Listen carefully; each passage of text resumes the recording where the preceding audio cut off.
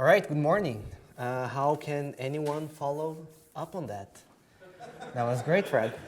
I'll do my best. All right, so I'm José Valim, and I'm here to talk about Broadway. And the title of the talk in the program is actually called Announcing Broadway, but I thought that instead of talking about Broadway and how to use it, which you can do by checking out the documentation, I think it's going to be much more interesting to talk about the road that led us to Broadway, to lead to this particular open source project and how you should be able to leverage it, especially because this is kind of a long journey. We have been thinking about those things for kind of 6-7 years. So I hope it's going to be a very interesting story. But before we get to tell this story and to talk about this journey, let's just answer your curiosity, right? What is Broadway? So Broadway is a new library for concurrent and multi-stage data ingestion and data processing with Elixir. So here's a common problem. You have data stored in a queue system, Amazon SQS, RabbitMQ, Google Cloud PubSub, whatever, right? And you want to process that data concurrently, okay? So one of the things that for example, you want to get the data from SQS, and if you want, you have to spawn like 20 workers that are receiving that data and processing that data. But one of the things that you also have to do, right? So for example, if you're using SQS, the most cost-efficient and time-efficient way after you process that data is that you have to batch it and acknowledge it to SQS. Or sometimes you want to send to another data source, right? And you want to batch it as well instead of sending item by item. So you have to implement the code for like batching the data so you can acknowledge and publish it, and then they're finally done. So if you ever thought about, oh, I have to do this in Elixir, right? You would have to implement all the solution. There are a bunch of different ways. There are people that use GenStage, which we're going to talk about later. There are some people that hand roll everything using GenServer and their own supervisors. Right, there are a bunch of different ways, but the goal with Broadway is to kind of streamline all of that. And you can do all of this with just this structure here. So you're going to say, look, I'm defining a module that is going to be my pipeline, and I want to use Broadway, and then you're going to define 3 functions. The start link, which is how you're going to start the whole pipeline. Handle message, which is invoked for each message, and handle batch, which is invoked for each batch. And that's it. And handle message and handle batch, that's where you write your code. That's where we're going to write your business logic, things that are relevant to our domain. That's it. And on start link, all you have to do is to configure the Broadway topology. So this is how a start link would look like. You're going to say, look, Broadway is using this module, and I'm going to have producers. My producers, they are getting data from SQS. This is the queue name, and I want to have 4 producers. So this automatically set up 4 processes that are getting the data from SQS for you, right? And then you say, look, and I want to have processors. I want to have 20 processors. So another layer with 20 processes that are going to be receiving this data and processing them. And then you say, and then I want to batch those things. After I process them, I want to batch so I can acknowledge or publish it elsewhere.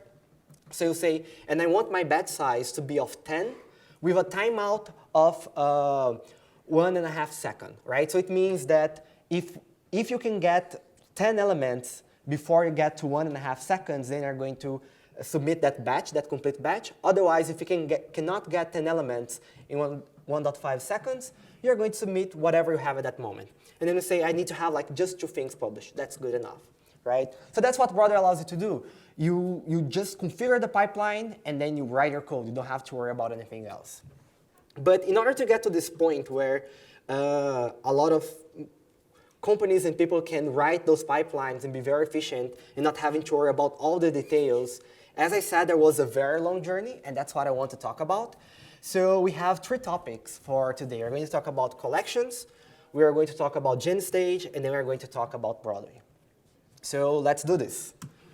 Collections. So when I first started with Elixir, the Elixir programming language, it started as a fun project. I like to say, like, nobody has a problem, and then they say, I know I'm going to solve this problem. I'm going to create a new programming language, right? It's like, congratulations, now you have 10,001 problems. So it started as a fun project. I do not have a formal computer science background, so I wanted to learn how programming languages actually work. And at the time, I was already using their Erlang virtual machine for a couple of things, and I said, well, you know what, I think I'm just going to learn two things at once. I'm going to get more experience with Erlang virtual machine while trying to learn how to write a programming language. And that was the purpose. And it was a prototype. It was bad in all kinds of different ways. And, but you know, it lasted 3 to 4 months. And then I was done with it. But after I was done with it, I kept thinking, you know, like, maybe there's something there. Maybe there's a way or an opportunity or an idea to write a programming language that runs on the top of the Erlang virtual machine that is going to explore a couple different concepts. And so I spent a lot of time thinking, what are those concepts, right? What I want to be fundamental to the programming language. And a couple of those things, like we talk a lot about, like metaprogramming, right? So it's one of the things that people talk very early on about that as a feature of Elixir. But one of the things that it was a focus since the beginning was data types. We wanted to have, since the beginning, a strong focus on data types. And one class of data types that we use a lot every day, they are collections, right? Like lists, sets, queues, dictionaries, right? And a couple others. So we wanted to have a very strong focus on collections, and we wanted to have a unified approach for collections. So what does this mean? With time, we build a list of requirements, things that we want from our collections. So the first thing that we want to do is that we want it to be polymorphic. So what that means is that if I have 20 different kinds of collections, I do not want to have like 20 different modules, each with its own API to traverse those collections. So we want to have a single module that can work with a huge variety of data types. But we also want this polymorphism to be extensible, to be open. And what that means is this module that can work with the huge variety of data types is going to be shipped as part of the language. And this module should not only work with the collections that are part of the language, but it should work with all collections that may come up in the future. So if you are a member of the community, you have your own open source project or at your own application, and you want to implement your custom collection, you can plug that into our abstraction that works with collections. So it should be extensible. And it should be general. We want it to work with both collections that are in memory, like lists, sets, but it should also work with resources. So if the data that you're loading is coming from a file, for example, or an external resource, it should work as well. And finally, for lack of a better word, we want it to be tunable, right? That was like the initial vision, right? So we wanted to, look, Elixir is an eager strict language, so if you're working with a collection, you can start doing that eagerly, but you can also make that lazily in somewhat convenient way, and then you can make that concurrent, then you can make that distributed. Those were the initial vision, the initial requirements, and we were able to implement and achieve a bunch of those requirements with something that we called later on introducing reduces. Sorry, we called it reduces. I'm not going to go into the implementation details, but I wrote this blog post. It talks about everything, how it works. It's actually inspired from Haskell. There's something Haskell called iteratives, but if we ported that as is to the Erlang virtual machine, it was not super efficient. So we made some changes, and those changes is what we call reduces. So I'm not going to talk a lot about this. What I want to talk about is how those requirements, they turn out, how we, as developers, we rely on those requirements. So first one, polymorphic, right? Here's the example of being polymorphic. So the abstraction that we use to work with collections in Elixir, the module is called enum. So for example, here's a map function. I can pass it a list. I can pass it a range. It can map over both. It is also extensible. So for example, if we implement your red-black tree in your application, for some reason, and you want it to work with that enum module, you can do that because the enum module behind the scenes uses something called the numerable protocol. And as long as you implement those 4 functions, count, member, reduce, and slice, you can use all the functionality, all the 20, 30 plus functions that we have in the enum module. You just have to implement that small set. Our collections, they are also general. So you can do you can do a enum map over a list of strings, right? But if you say, look, actually this list of lines or the list of strings is coming from a file, I can say, look, I want to map over a file. And this is great because sometimes you want to traverse a file, like a CSV file, right? And then if you don't have this higher level of abstraction, you have to manage the cursors by hand. You have to do the manual recursion, how you want to go throughout the file. And here you can use the same abstractions that we use every day when we work with collections. And this is going to take care of opening the file, traversing the file in the most efficient way as possible, okay? And closing the file automatically if there are errors or if you get to the end successfully. So it takes a lot of the job of the resource management out of the way. And we're also able to start to make it tunable, okay? So, so what we have by default is that everything is eager, okay? So, and eager means that every time you call something like enum map, we are going to traverse over the whole collection, right, at that moment, immediately. Okay, so for example, if you have the list 1, 2, 3, right, and you call enum map, passing a print function, and what this print function is going to do is that it is going to print the number and return the number itself. You can see that what it happens, because we call enum map to once and then again, is going to print 1, 2, 3, 1, 2, 3, and then return the whole list at the end, right? So this is eager. As we call, it executes immediately. But in Elixir, we can make everything lazy by simply replacing enum by string. And when we do that, you can already see the first difference. The first difference is that nothing happens. It returns a string thing, right? Because strings are lazy. They're not going to execute unless you tell them to. So one of the ways that we can execute a stream or realize a stream is by calling a eager computation on it. So for example, you can ask the stream to run, or you can convert it to a list. So when you convert it to a list, you can see that now the stream executes. But now, instead of printing 1, 2, 3, 1, 2, 3, it prints 1, 1, 2, 2, 3, 3, right? And then returns this at the end. Why that happens? Because the string, it fuses all the computations. It folds all the computations together. So now, we do not have to traverse the list multiple times. I'm not saying, I'm going to map and build a new list, and then I map again and build a new list, right? You fuse everything into one thing, and then you traverse it only once, right? And why this is important? For example, imagine that you want to do, again, going back to the CSV file example. Imagine that you want to work with a 1 gigabyte CSV file. If you use the eager operations, you're going to load 1 gigabyte into memory, process that into a whole big new list, and then process that again, right? It's going to use a lot of memory. It's going to be very expensive. With strings, because we fuse the whole computations, we never load the whole file into memory, right? We get the first line, we execute that, and then we do whatever we want to do with it, and then we get the next line, and so on and so on. Okay? So this allows us to work with large collections, large resources, even infinite ones. Okay? And this is exactly the feature set that got into Elixir 1.0. Okay? Elixir 1.0. So if we look into this roadmap, right, we're able to get quite far. We got polymorphism, we got extensibility, it's general, it's tunable up to some extent. So after Elixir 1.0 was out, we were like, okay, we are ready for the next step in this tunable journey. We want to make everything concurrent, right? So at the time, and this was probably 2015, our first idea was we were looking at RX, reactive extensions from .NET.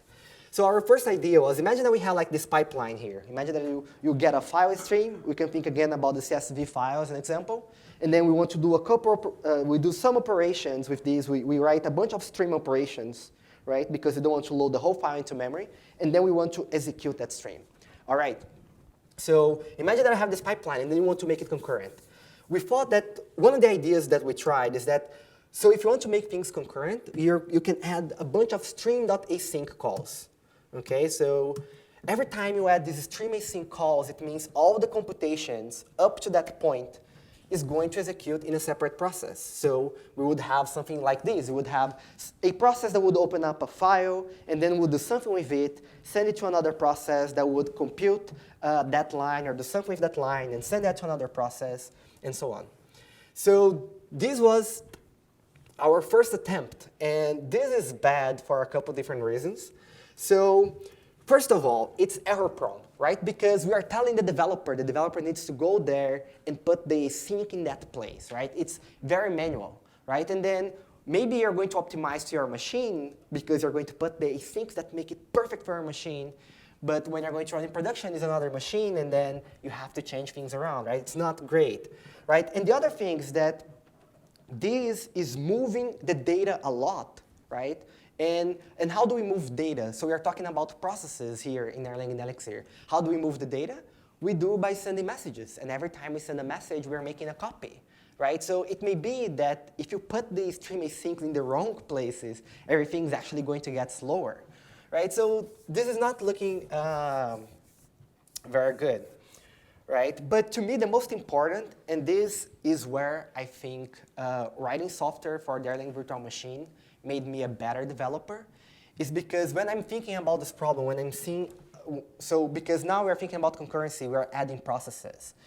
And what is one of the things that you have to ask yourself when you're adding processes is, wait, what is going to happen if a process crash? So you need to think about fault tolerance, right? We have now a pipeline of things, and what if that thing in the middle blows up?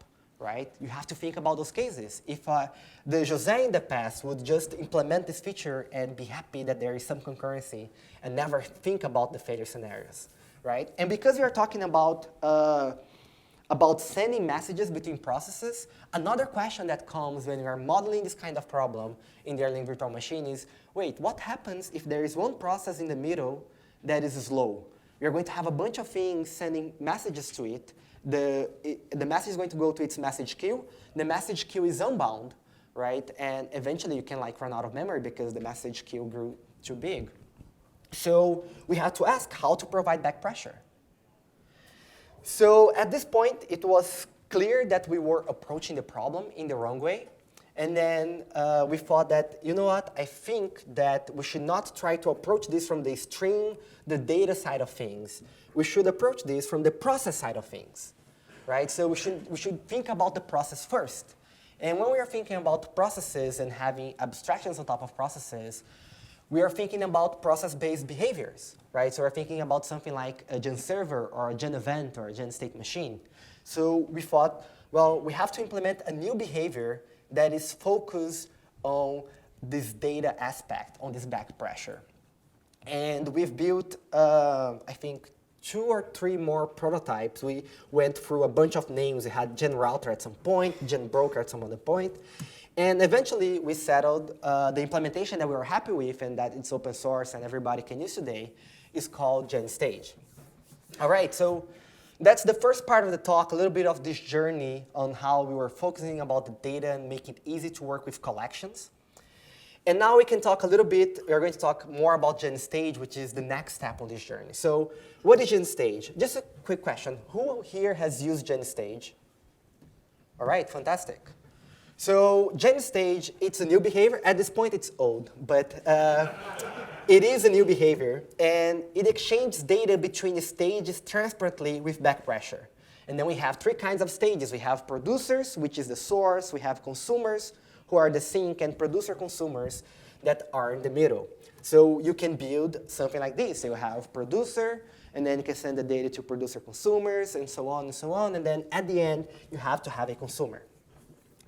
And how does it work? So in GenStage, the producer cannot just start sending data.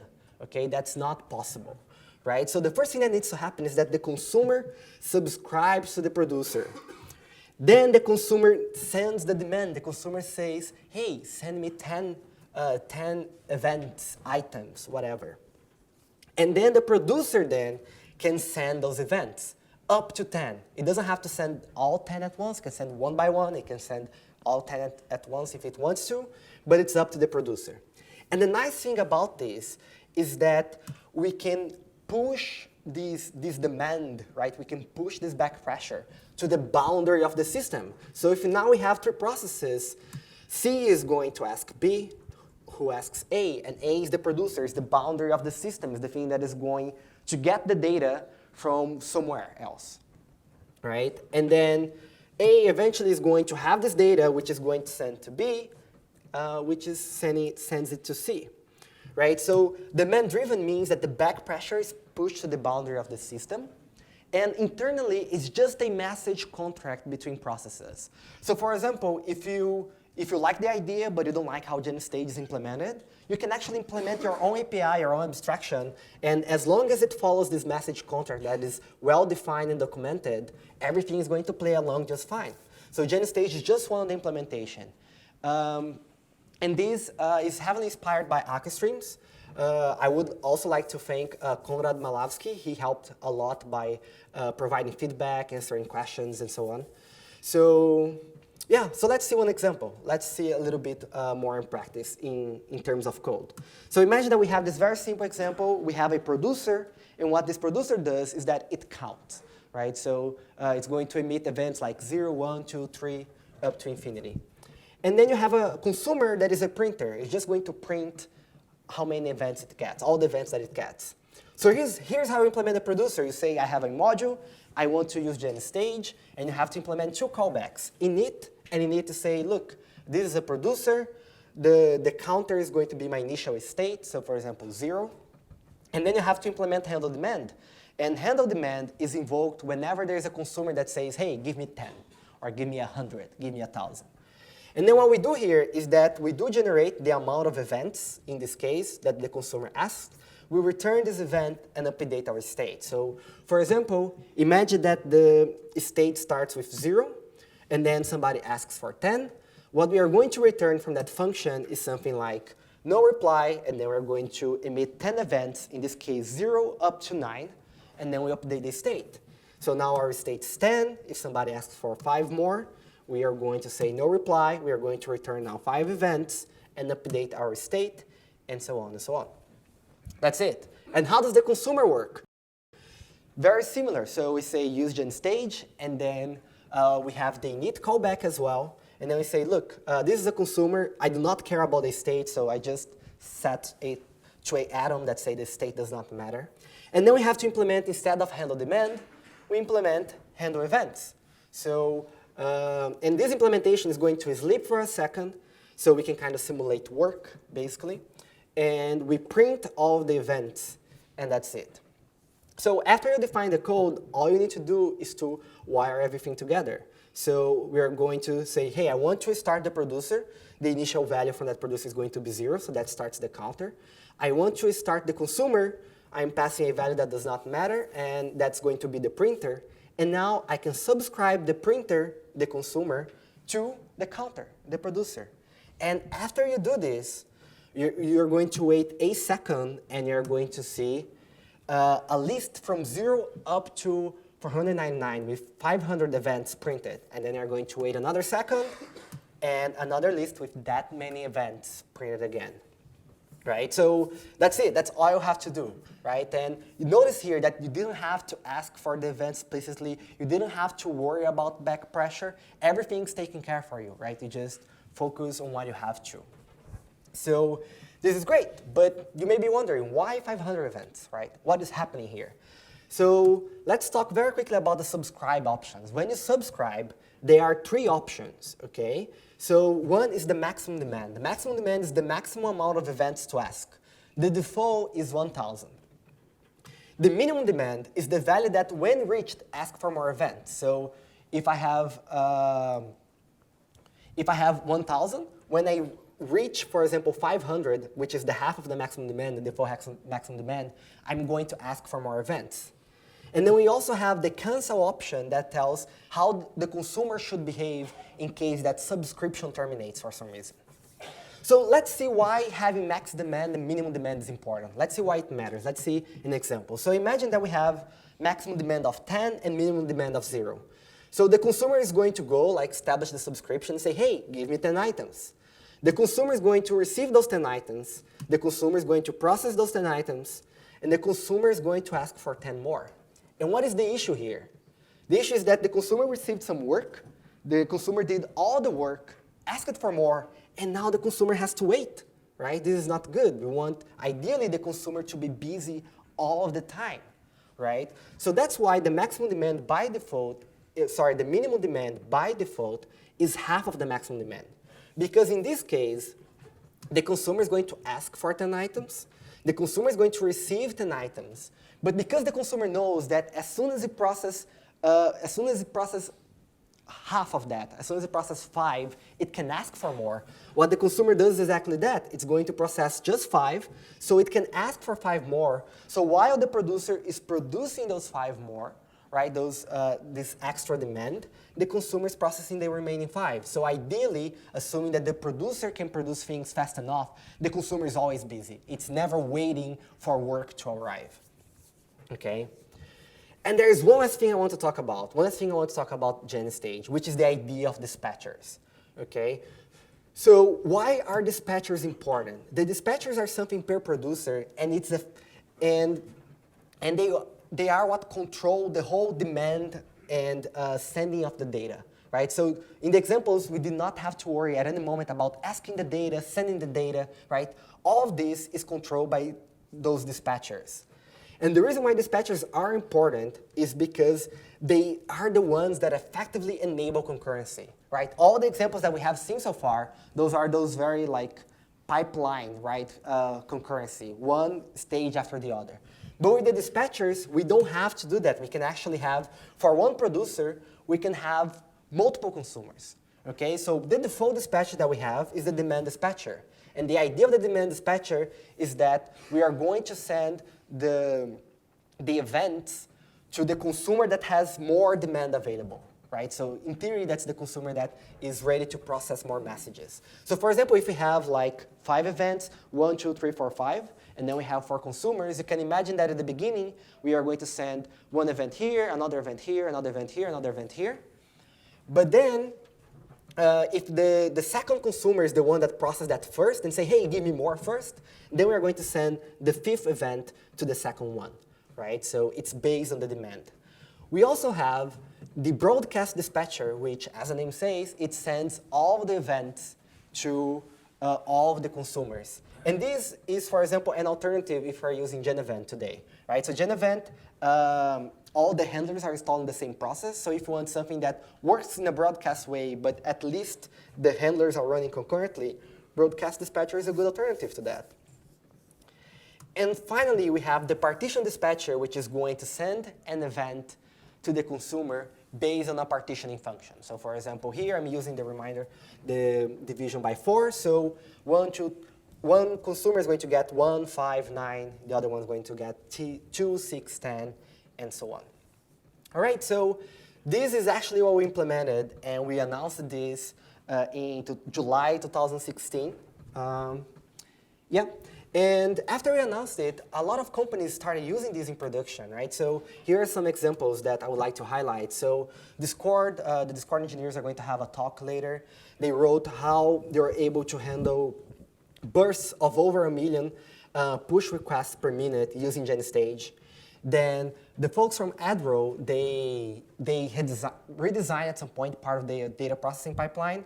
And at the end, they used Flow, which is something built on top of GenStage. And they were able to get twice the performance, the throughput that they had before they were using Flow. There's also this case from Football Addicts, where they're using GenStage and HTTP2 to send push notifications.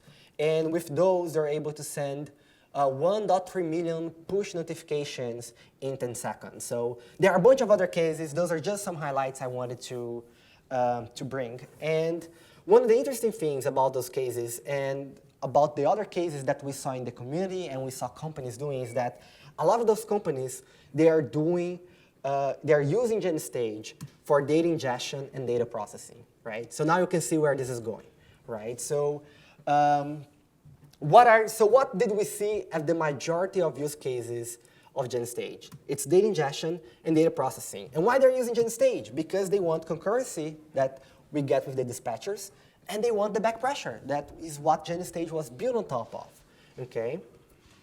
But there are a couple of those sides. One of the things that we saw is that many projects, they were re-implementing the same feature set, rate limiting, batching, metrics, over and over again, right? So all of them, they were starting to set up those pipelines, right? And then they had like those common features, and they would all implement it in a couple different ways, right? But so we saw this happening multiple times. But most importantly, we started to see some common difficulties regarding setting up complex pipelines. And that's what I want to talk about, because this was really the trigger for Broadway, right? Because We released GenStage. It was a small abstraction. It's only about a process. And we knew that it's, even for when you're writing GenStage, you're thinking about a process. What we want is exactly to have like complex pipelines so you can do things concurrently and get data from multiple sources and so on, right? But in practice, setting those complex pipelines requires thinking about a bunch of different problems, right? So let's see an example. So imagine that you're a company, you want to use GenStage in production, or you're already using GenStage in production today. So you may have gone through this story that I want to tell here. So first, everything starts simple, right? Because that's usually how everything starts. So I want to say, look, I want to set up a processing pipeline here. So what I have is that I have a producer, and I have a consumer. I put both of them under the same supervisor. And the producer is going to get some data from some external source, could be SQS, RabbitMQ, whatever, and then the consumer is going to receive this data and process it. So you put this in production. You set the supervision strategy to be 1-for-1, which is the default. And then you put this in production, and you're like, this is great, right? This is working. So the next thing that you want to do, right, then you say, look, I think that now we can do the next step here, which is to have 4 consumers, right? All these things work, so let's turn up the concurrency.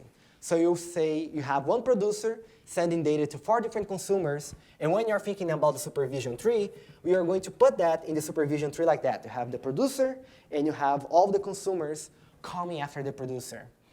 And this is the first mistake, right, that we saw happening a couple times. We eventually provided better examples in the documentation.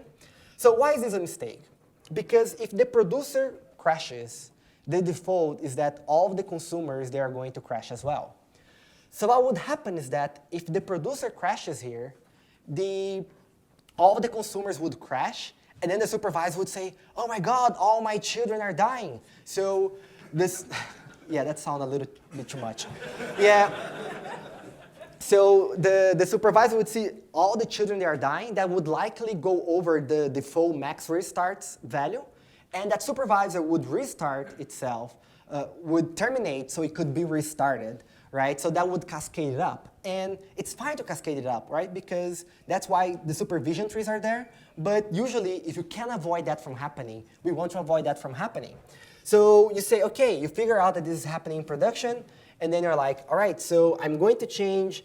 There are a couple ways you can fix this, but I'll do the simplest thing here, which is to change the strategy to rest for 1, right? And the idea with rest for 1 is that if the producer dies, it's expected that all of the rest, all the remaining processes, they are going to die, to crash as well. So the supervisor will be expecting that, and everything's OK.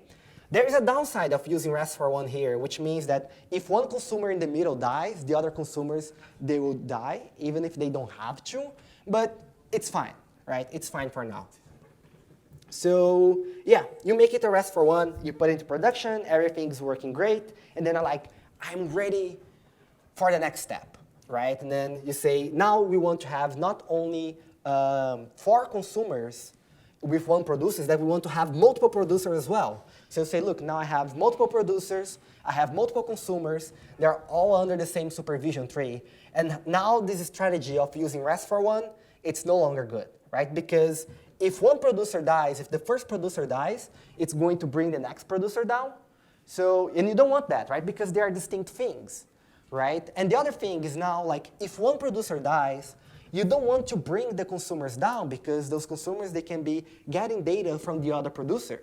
So you have to rethink the whole approach, right? So say, OK, now let's do the correct thing, which we should likely have done since the beginning, which is to put each layer under a different supervisor, right? So put each layer under a different supervisor, and that's going to be better. Although it's adding complexity, so now we're starting to manage more and more complex trees. And then likely, if you have multiple processes in your pipeline, you're actually going to have many supervisors here in the middle, right? And then, sure, you put that in production, everything is happy, but there is still another problem here, which is how can we do a graceful shutdown of this very complex supervision tree, right? Because remember, when you tell the VM to shut down, you send it a signal, or you go explicitly say, hey, stop this node. What happens is that the supervisor, it's going to go there, and is going to terminate all of the children in the opposite order that they were started, right?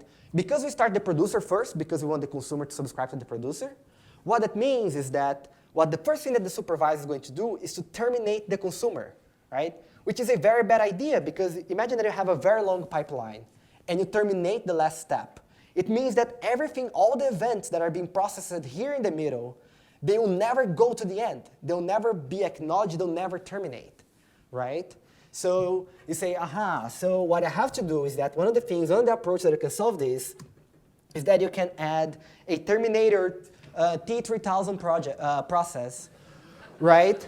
That is going to, and what it does is that when the supervisor say, hey, I'm shutting everything down, it says, hold on, supervisor, right? It trap exits, it says, hold on, supervisor. I'm going to drain the pipeline. So what it does is that it goes to the producer and say, producer, you're now shutting down, so do not listen to demand anymore. If somebody asks you for something, do not get more things. Stop doing that, right? So producer, we're now shutting down, and I want you to flush all your events. So all the features to implement this is there in GenStage, right? But you need to do the wire up together. So, and I want you to flush all the events, and after you flush all the events, please let me know.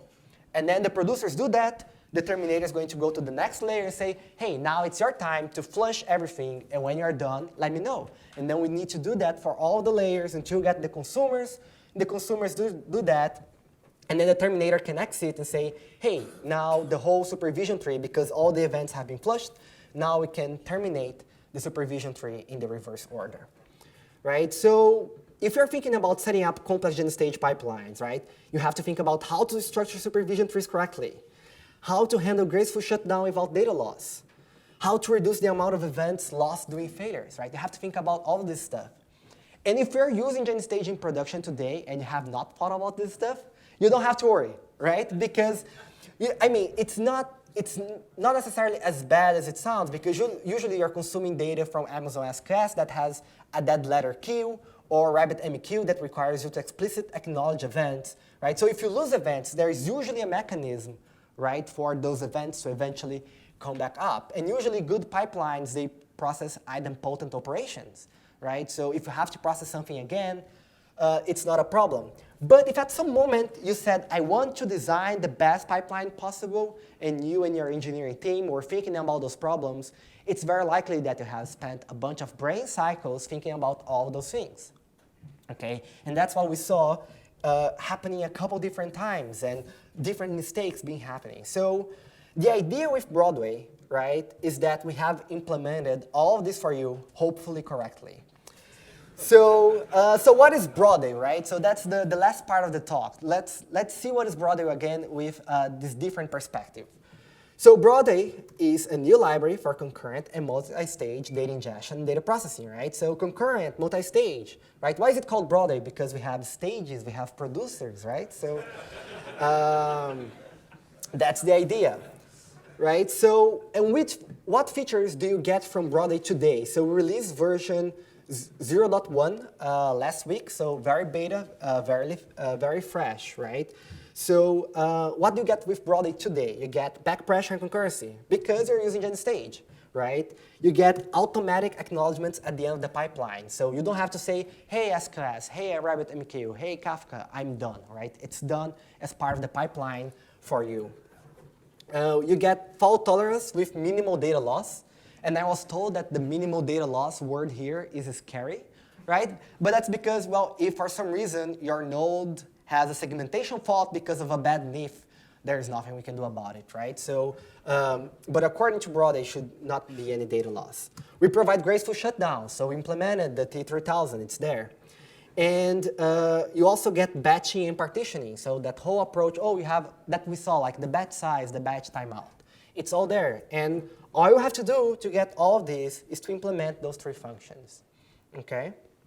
So, and what is next, right? We are planning a couple other things. So the first thing that we want to do is that today, you have to do the batching, but there are some tools that do not require batching for you to acknowledge the data, like RabbitMQ. So we want to support batchless pipelines.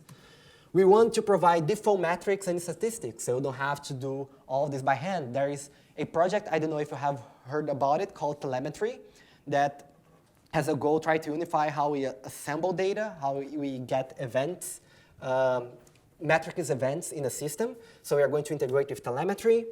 We want to provide automatic backoff in case of failures as well, rate limiting, and so on, right? And that's it. And so we do have some work to do. If somebody wants to contribute, it's very welcome. So speaking about you, your turn, right? What can you do? So the first thing is that if you have this problem, if you're doing data processing, data ingestion, give Broadway a try, right? 0.1 is out. Remember, it's beta, but we are very eager to receive feedback.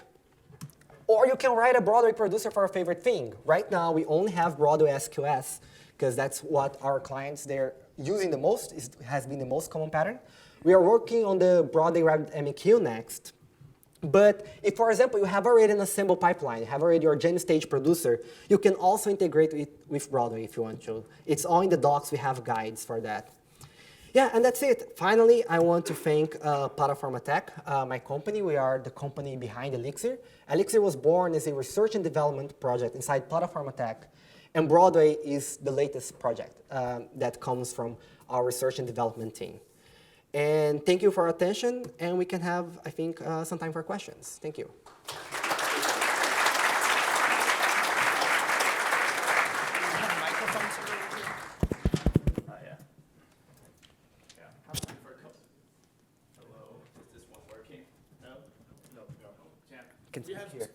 We have two other ones. Let's brute force this thing. Hello. Hello. Concurrency. Hello. The microphones works for Jose. So do we have any questions? Come on, we made the effort to find a microphone that works. We have to have at least one question for. Yes, thank you. So you briefly mentioned Kafka. In the case of Kafka, would this replace like existing Kafka client libraries for Elixir? I'm just trying to understand exactly where it fits. Yeah, so we don't know yet. I was even having that discussion yesterday. Because the work has not started, we don't know if we're going to use an existing library. We don't know if we are going to start something from the scratch. Or we don't even know if we are going to do it. Maybe somebody in the community can do it, and that would be great. Or maybe we'll see many. I don't know. That's the answer, the honest answer. Okay, thanks. Any other questions? Oh, yeah, someone at the far end. That's good. I need exercise this morning. Woo!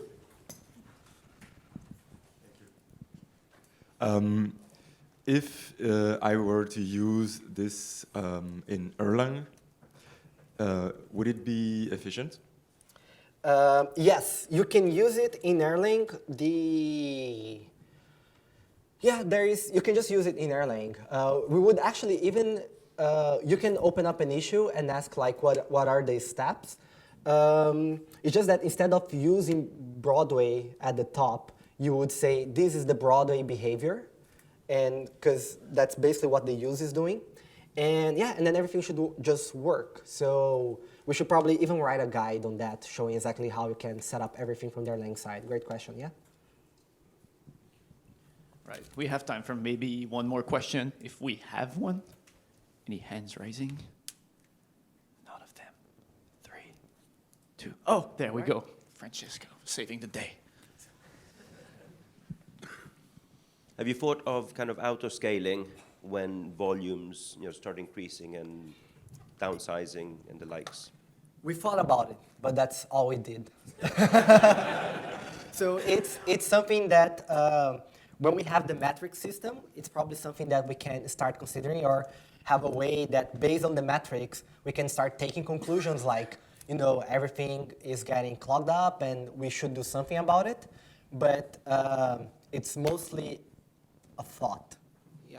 Okay, well, we're applying for EU grants, and I think there's some really interesting things if we do get them, which could be applied to this around auto-scaling and kind of real-time analytics. So yeah, I'll share it with you later. Fantastic. Yeah. It can also be a project with the foundation if everyone here contributes, joins the foundation and fund it, right? That's a great reminder. Any other questions? All right, well, thank you, Jose. Yeah, thank you.